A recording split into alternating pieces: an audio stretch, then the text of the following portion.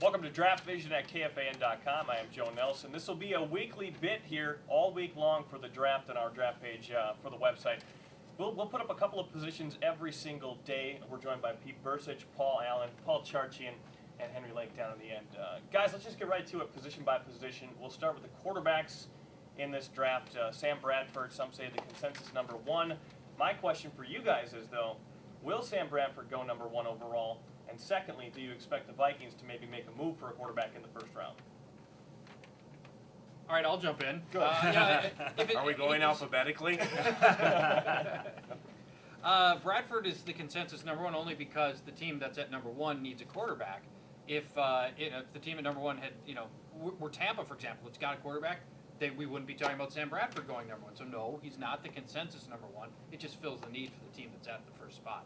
Yeah, and with them cutting Mark Bulger, I think that was the newest tell. They signed a former Viking and former Giant Fred Robbins to free agency, about a month and change ago. Plays defensive tackle, so I thought that was the first indicator they were going to go away from tackle because they have Adam Carricker, now they have him. So yeah, they like Chart said, they need a quarterback. He's the best quarterback in the draft. I think they'll take him. Do any of you believe that the Vikings maybe make a move to try and trade up to get a quarterback that they like? I don't. They probably have to trade up too far is part of the problem, right? If you don't get Bradford or Clausen, which is your trade-up guys to go get, you're going to have to trade up to probably 13. That's a huge trade to get from 30 to 13, and that's going to cost you, your first and second round pick probably to do it, and maybe a couple of firsts, maybe this year and next year's first is probably too steep a price. And one of the issues that I have is the fact that this year, most people say there's a weak quarterback class. So why trade up if there are question marks about all the quarterbacks available in the first round? Pete, you had something to say? No, I was just going to comment on the same thing that Henry says. It's a thin class, and you're going to have to end up paying probably too much to get up, unless they see something in somebody that the rest of the world doesn't. And we've seen that before out of this group. So. Let me ask Pete this real quick, because last week and a half on the radio, when we started talking about quarterbacks, I brought it up with Charge too on Fridays, is I didn't see any indicators last year that Brett Favre looks like a guy who's in his last year. Right. I understand his age, but big deal, he was 40 last year.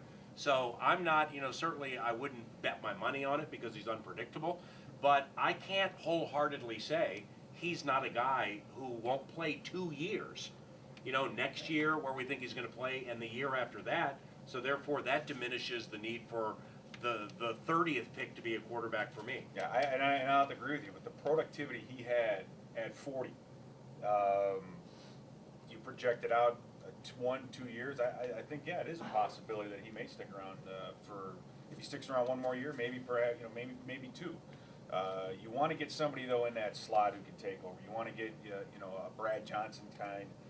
That's kind of what we've done here outside of Dante Culpepper's. We've always had somebody in the shadows that's been lurking, ready to take over. And if you're a young quarterback, this is where you want to be. You want to watch a guy like Favre go out and operate on a day-to-day basis, pick his brain, learn as much as you can from him. So I think this would be, for a number of reasons, a very, very good spot for a young quarterback to develop. All right, guys. If they don't take a quarterback in the first round, what are the odds? Is it a 100% chance, 50% chance Minnesota takes a quarterback sometime in this draft? My feeling is, guys, if the Vikings don't take a quarterback in the first 2 rounds, I don't think they will take one. Because at that point, I don't think you're going to get anything more than you're going to get from Tavares or Sage. So at that point, why not? Why do it?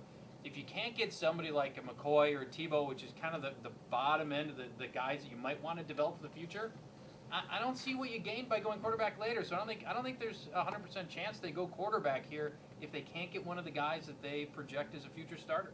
And I think that's a question mark because when you look at this draft, because of the weak class, the fact that you were not able to really develop Tavares a couple of years ago, and you went deep on him a couple of years ago, is there anybody in the 4th or 5th round that you can develop and will be as good as a Tavares Jackson? I'm not really sure about that. I think that me and Charch are on the same page, though, that when it comes to quarterbacks in this specific group this year, I'm a fan of Colt McCoy. And here's one key thing to think about, too, with quarterbacks, Joe, is they're probably going to have Favre. I think we all are in agreement that Brett Favre probably will return. Yeah. Yep. I mean, 75% or above is, I think, a fair way to put it. They have Tavares. They have Sage Rosenfels. They're both under contract. Remember a few years ago they drafted Tyler Thigpen in the 7th round from Coastal Carolina, and they ended up loving him but they tried to sneak him through to the practice squad and they lost him. So if they draft a quarterback, and that would mean they're going to cut either Tavares Jackson or Sage Rosenfels, don't you think? Yeah, you'd have to. They won't cut. They won't be able to sneak this quarterback through to the practice squad. Unless you want to keep 4 on a roster, and no one's going to do that. So Yeah. you're right, Paul. I mean, you're either going to have to draft a guy and hide him, not let him play in the preseason if he shows a lot of promise in practice, or play that, try to play that kind of game to keep him around. Because you're right, if you have anybody that shows any sign of life, there's a lot of number 3s and a lot of practice squad and a lot of places in the NFL where they take them. So yeah, you're right. So I'm with Charge. I mean, if they, I don't see them drafting one for that reason, unless they think they're going to cut Sage Rosenfels and then give the one they draft the 3rd quarterback spot. But what if one of the big names falls? Yeah, I Into just, the second I round. don't see that happening. I mean, I don't. My gut feeling is they're not interested in Colt McCoy. I think they're interested in Tim Tebow, but I don't think at 30. Jimmy Clausen, I think, is a top 15 guy, and I think Bradford goes first. Let's get into that then, though. With the top 15 guy, who's the best overall quarterback, the brightest future in the NFL? Each of your opinion. That's the last question we'll ask about the quarterbacks. I'm a fan of Colt McCoy.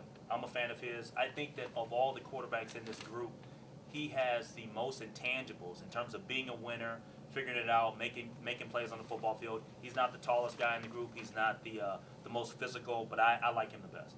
Well, the best quarterback skills is Sam Bradford, and I don't think it's very close. The problem is he'll be going to a very bad team, and those, that may end up derailing his career at some point, a little bit like, a David Carr kind of situation. So it may be that one of the other quarterbacks who falls lower in the draft, goes to a better team, ends up having a better NFL career, but the most talented guy is Sam Bradford. Yep, I like Sam Bradford most. They're going to have to work on their offensive line to protect him. He's not the most mobile thing. I'm not a big Colt McCoy guy. I recognize the 70% completion percentage, and I respect that. The spread offense he comes out of, that's a little dicey in the National Football League. I don't worry about his height. People talk about Drew Brees and how that whole thing works. Drew Brees also has a cannon. I mean, Drew Brees fires the ball 60, 70 yards down the field, where Colt McCoy doesn't have as strong an arm. And in watching a lot of NFL Network and having Mike Mayock on the radio show recently, it seems like Colt McCoy honed in on Jordan Shipley a lot. And when the number 1 option was taken away, he struggled a little more than a first-round pick should. So I'm not interested in Colt McCoy. Yeah, I mean, the only other guy that I think is interesting at some point would be Clausen. And not interesting necessarily from his ability, but from a personality Yeah, funny standpoint. you think the Notre Dame guy is really interesting to I you. said he's interesting. Yeah. Because of this, Uh-huh. because of the controversy of his personality. And I think that's one thing that gets lost in all this is that the good quarterbacks in this NFL have a lot of what? They got a lot of personality. And this kid has it. But the question is going to be, is he going to go one way or the other?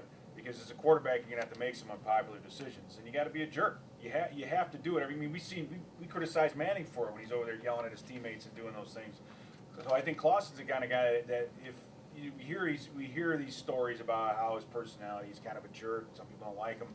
It's going to be interesting to see because he's going to get in the NFL, get in the locker room, and it's going to go one way or the other. Either it's going to be a good thing for him or it's going to be a disaster. So I think Clausen is either that guy who's either going to get cut and be out of the league or he's going to end up being a decent starter. And Clausen, by the way, everybody, was, of course, a few years ago, the #1 overall rated high school player, according to Rivals.com, and many other high school scouting efforts.